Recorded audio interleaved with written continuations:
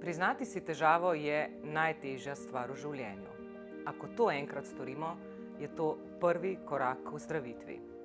Vesna Vovk je za žensko klepetalnico spregovorila o svoji poti izhoda iz alkoholizma.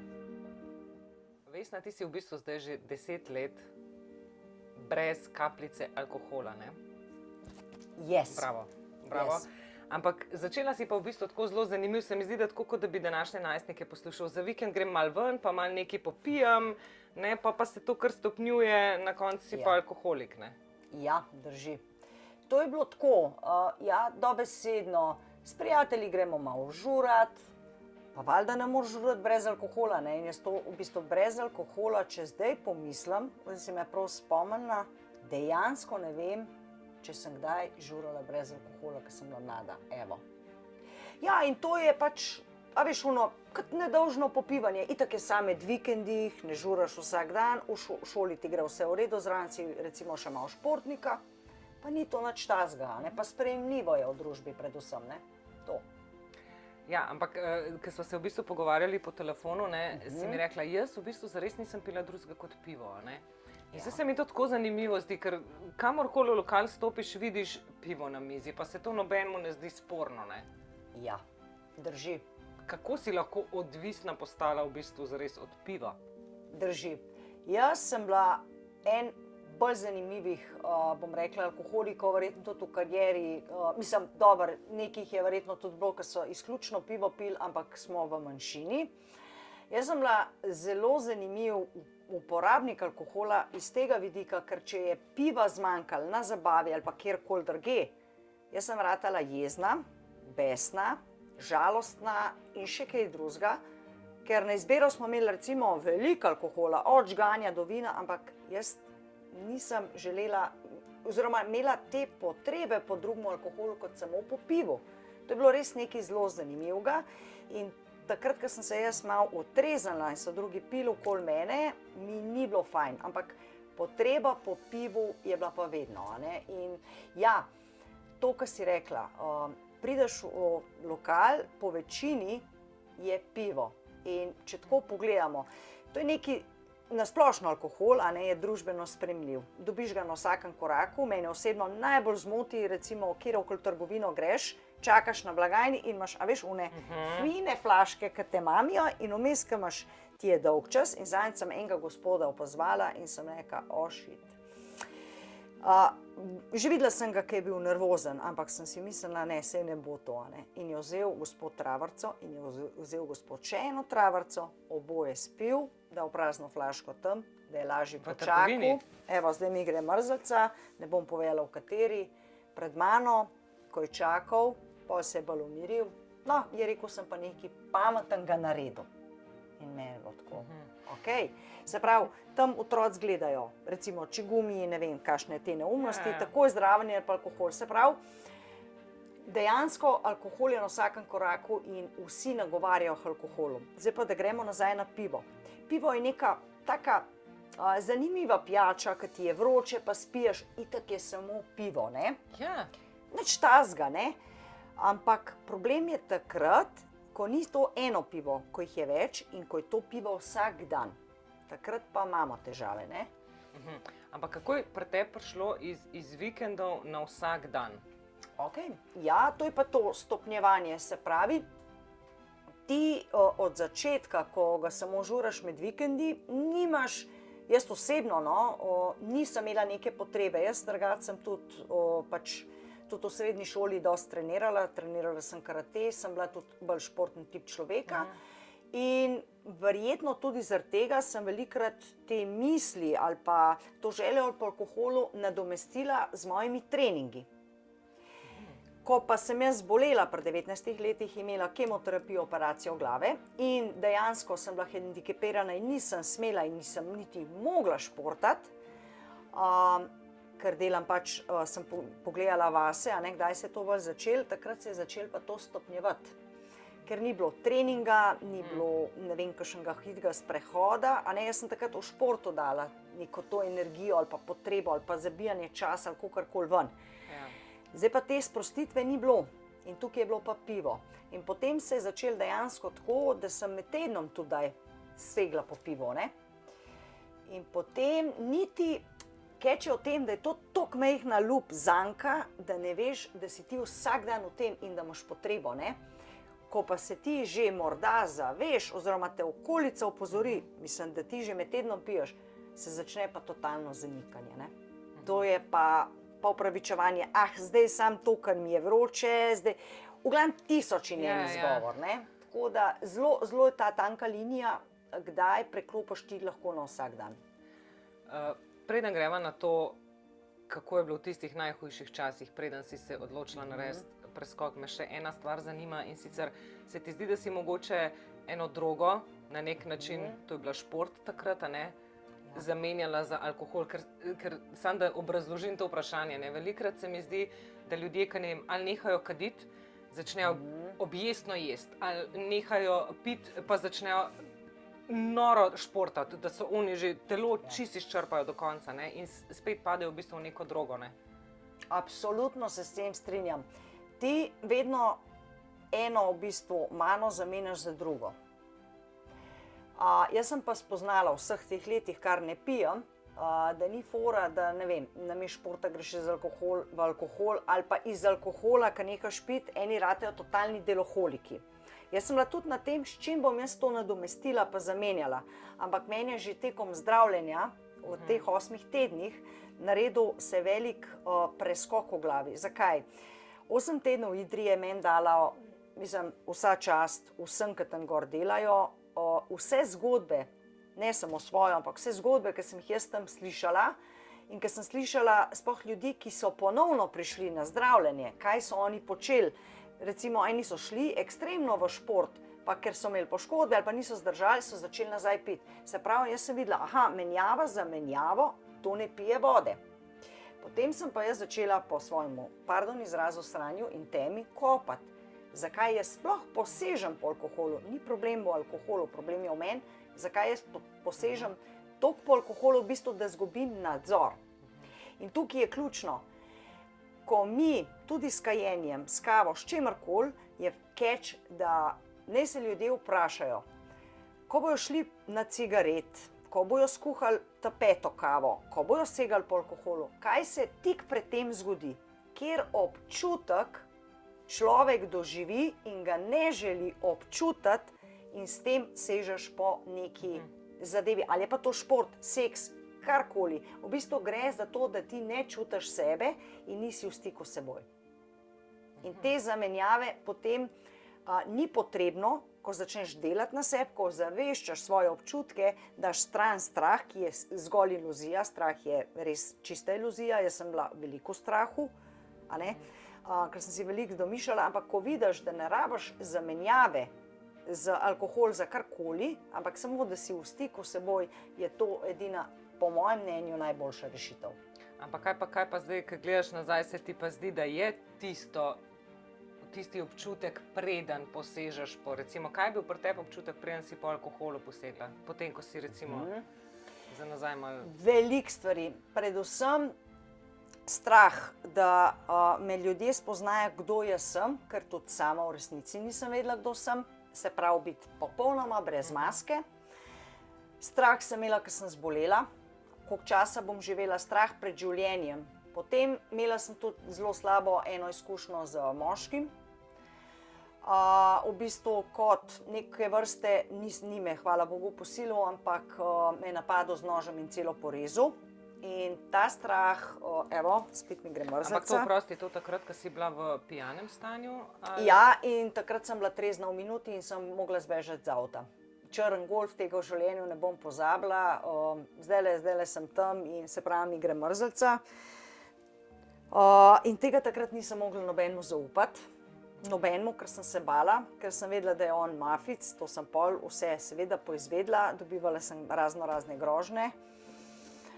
Takrat sem pa bila v kalupu strahu in da sem jaz to pozabila. Sem pila in začela imeti tudi kakšne tablete, katerakoli mi je prišla pod roko, samo zato, da nisem občutila teh stvari in te stiske, kar sem takrat doživela. Ja. takrat je bilo pa to samo next level pitja. Ampak je bil to tvoj dno ali ne še? Ne, takrat ni bilo dno. Dno je bilo samo v tem kontekstu, da sem jaz zaradi nekak tega dogodka mogoče kakšno leto bolj intenzivno pila.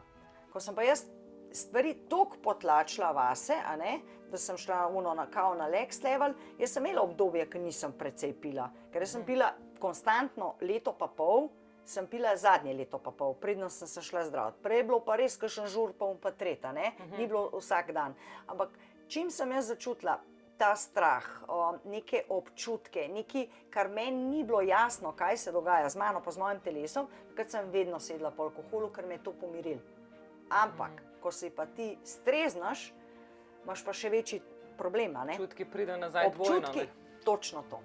Ne? In tukaj sem pa vedela, da to ni rešitev, ne? Zdaj jaz mislim sicer, da se bo po tem pogovoru marsikdo vprašal, ali mogoče imam tudi jaz težave z alkoholom. Ampak če greva mogoče na ta moment, ko si se ti odločila narediti cut, ne? Ja.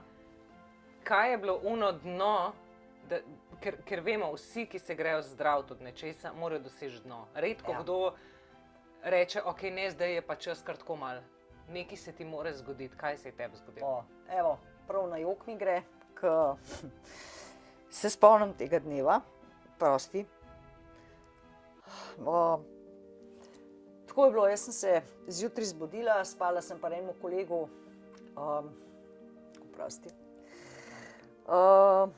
ki je bil isto alkoholik kot jaz. In jaz, ko sem se zbudila, najprej je bila misel, Vesna, a je to life? In jaz, ko sem šla na WC, jaz tega ne morem pozabiti, ker sem jaz sebe pogledala v ogledalo. Ker sem se zagnusila, dobesedno, to nisi ti, prav to nisi ti. In pol ura je bila, ne vem, 10 dopoldne in sem rekla, nič, kaj ne zdaj, telo se mi je kar treslo še od prejšnjega dne. Na nek način sem potrebovala alkohol, da se pomirim, ampak obenem se mi je upiral, na bruhanje mi je šlo, ne znam povedati tega občutka. In se spomnim, da sem rekla, nič od tega ne bom. In sem šla na balkon. In meni je prišel trenutek, bila sem v 3. nadstropju, da bi se kar dol vrgla. Dost lajfa imam. In pol je bil glasak, jaz ne znam povedati odkot, ni tvoj konc. Shit, in jaz tako se hotela ubiti, ali kaj. Jaz sem se sesedla na balkonu, z tega nam pozabila, sonce je sijal, ena gospa je pa nasproti pila, kaj ste vi hotela narediti, tega nikoli nam pozabila. In jaz sem se zdrznila in sem rekla, a zaradi alkohola ali zaradi tega, ker ne veš, kako naprej se boš ubila. To delajo sebičneži, to delajo egoisti, to delajo vloge žrtve. Ti nisi to.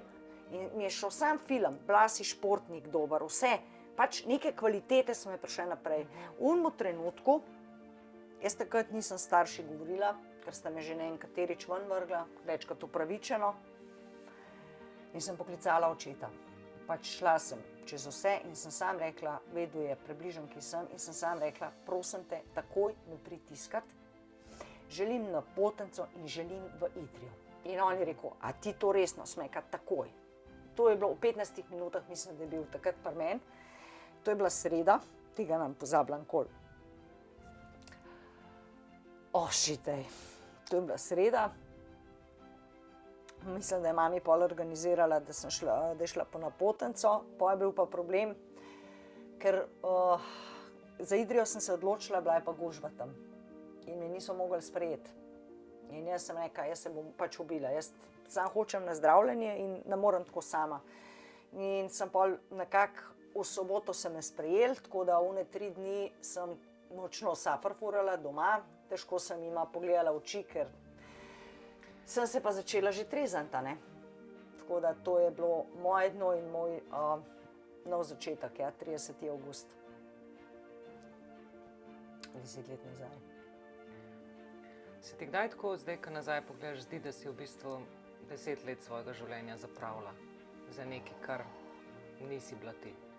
V bistvu, to je ful smešno pri meni. Jaz vedno pravim, da tudi ko me ljudje vprašajo, a bi daj zamenjala, da ne bi pila. Ne, mogoče bi skrajšala to obdobje, Ampak ta druga Vesna, ki je nisem poznala, mi je veliko dala. Jaz sem se v bistvu zaradi te bolezni alkoholizma veliko naučila o sebi.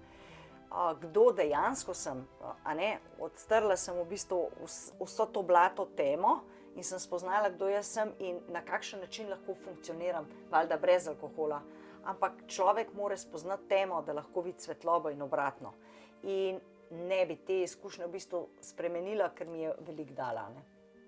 Zdaj še en vidik ponavadi odvisnosti je povezan s financami, a ne? Ja. Kakršnakoli odvisnost že je. Vsaj se mi zdi, da večina odvisnosti je povezana s financami. Absolutno. In droge in vse te stvari. Kolikrat si pa tukaj recimo na dno padla zaradi alkohola? Če ti povem iskreno, najbolj brutalen primer. Jaz sem prodala, kaj sem imela, Renault Laguno, sicer je bil starejši avto, dobesedno, da bi ti zdajle rekla, za 300 €, vreden je bil pa sigurno 1000 € pa pol, mi je kolega pol rekel, samo izključno zato, da sem jaz lahko z mojimi kolegi v lokalu pila. Evo, toliko daleč smo prišli. Ja, nisem si plačevala niti slučajno zavarovanja zdravstvenega in to je bil pol. Mislim, toliko, ki pa alkohol lahko ene bede sproži, enega plazu, ker ni problem sam, da ti piješ. Tukaj je toliko stvari narobe, da jaz bi imela verjetno zdaj pristan banja, če bi pač ta denar nekam dajala, ne? Ja. No, vse to ne. Se mi zdi, Ja. da velikokrat potem pri teh odvisnostih, ko padeš enkrat pa zares na finančno dno, dostikrat takrat se zaveš, pismo, nekaj ni v redu, ne. A ne? Takrat si lahko drugače v večji stiski in takrat, ne vem, verjetno bi mamo prodal, očeta in še Ampak kaj. najdeš način, da greš po Ja. alkohol, ne? Ja. Se pravi, jaz sem pač avto prodala. No, to je največja, mislim, največja neumnost. Neumnosti sem dosti naredila, ampak da sem zaradi alkohola prodala avto, da sem imela za pivo, pol vemo, kje smo bili. Zdaj še en vidik zdravljenja me zanima. Ok, dokler si ti tam nadzorovan 8 tednov v redu, ne? Se ti zdi, da si pozdravljen, ampak ko prideš ven, kmalu prideš v stik z nekim alkoholom, ali greš v lokalno kavico, pa nekdo zraven tebe pivo pije. Koliko si se kle mogla v bistvu še zmeraj biti močna in se držati nazaj? V bistvu, dokler si ti na psihiatriji, si v vati. Tam ni triggerjev zunanjih, ne? Sicer nisi 8 tednov tam, ker tam po 3 ali 4 tednih greš na prvi vikend. In to je bilo moj največji strah v življenju. Jaz nisem vedela, kako bom. Mislim, ker pa si sam razmišljal, greš na pumpo, imaš alkohol, greš v trgovino, kako bom šla sama v trgovino. Točno to, greš na kavo. Mislim, posod je ta trigger. In tukaj šele vidiš, če si res kaj odnesel že v prvih 3-4 tednih. In iskreno, ko sem jaz prišla nazaj z vikenda, bilo je fajn, nisem imela še cravinga. Craving pomeni, da imaš zelo močno željo po alkoholu.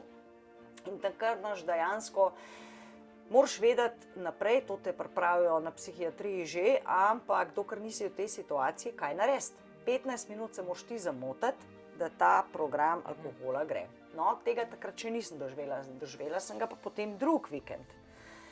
In to, jaz ti povem, to ti telo hoče iti narazen. Zdaj, glava ve, da ne smeš, srce pa to želi, ker telo želi to potrebo in jaz ne bom pozabila. Z očetom sva pila kavo odzunaj na terasi, takole je bilo pol sončno je bilo, en je pa naročil, a veš, krigel zmrznen, to mene že krigel me je spomnil, in noter pivo in ga je takole z užitkom spil. Jaz sem un moment ostala, mene fotor pogleda, če sem v redu, ampak sem vedela, da ne smem pač biti v tej okolici. In sem dobesedno kroge delala po parkirišču, kada je bila malo nora, enih 10-15 minut in ta želja te popusti.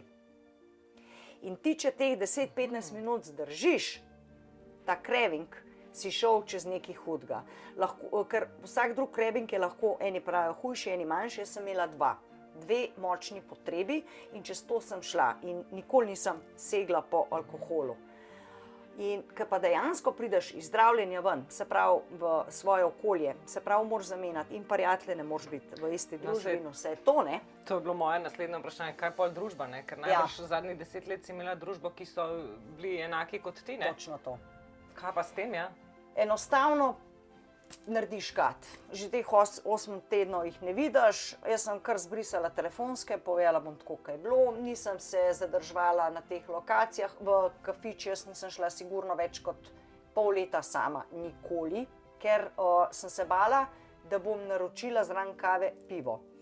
Ko sem se pa opogumila, da grem na kavo, sem pa te šefici recimo rekla, jaz sem zdravljen alkoholik, ker so me vsi sprašvali, kje si pa ti bila zadnjih 8 tednov, ne? To je bil pa en kafič, kjer jaz nisem popivala, sem hodila občasno na kavo in ona je bila frapirana, to pa nisem vedela, a veš, to so pa te maske. No, sem rekla, če se meni utrga, pa ti zraven kave naročim laško, da mi ne bi slučajno ga prinesla. In sem bila brutalno iskrena do sebe in sem to jasno pač povedala, ne? Potem sem imela tudi težave, ko sem hodila v trgovino, ker sem si včasih pivo kupila, večinoma sem pila po lokalih, ampak sem tudi, jaz sem imela pira takole mogla iti, ne? Ko pa nisem več te plašnice rabila, sem pa videla, da sem v bistvu iz tega manj. Tako da pravo življenje se začne in novo življenje se začne po zdravljenju. Absolutno. Med zdravljenjem tam si v nekem varnem mehurčku. Ja. Mogoče me še to zanima, no? Se ti zdi, da je prvi korak pri ljudeh, da lahko naredijo spremembo, je to, da na glas pove, kaj se mu je zgodilo. Ker tukaj se mi zdi mogoče ena taka stvar, ne? Da zelo radi prikrivamo, pa nekdo reče, a ti boš pa spet danes pivo pil, pa rečeš, ja, se zdaj ga pa par dni nisem, ne vem, ali pa neki. A veš, ko pa ti enkrat priznaš, jaz sem alkoholik, ali pa jaz imam težave z alkoholom, ne? Da si sam daš neko nalepko. A je to način? To je prvi korak. To je sploh prvi korak do kakršnekoli spremembe. Ali da greš na zdravljenje, ali da probaš sam nehati, ali da si najdeš neko pomoč. Prvi korak je, da sam sebi priznaš. Ker to, kad si rekla, super, da sam sebi daš nalepko, če že treba, ker ljudje smo narejeni tako, da drugim dajemo etikete. In lahko ti 100krat starši to rečejo, partner, otrok, kdorkoli, ti ne boš slišal tega. Ko pa ti sam sebi rečeš in veš, kaj je še huj, ne samo tako, da si rečeš, pogledaš se v ogledalo in si rečeš, Vesna, težave imaš z alkoholom, vse je v redu, bomo rešili, ampak žal. Sam povem. Tako.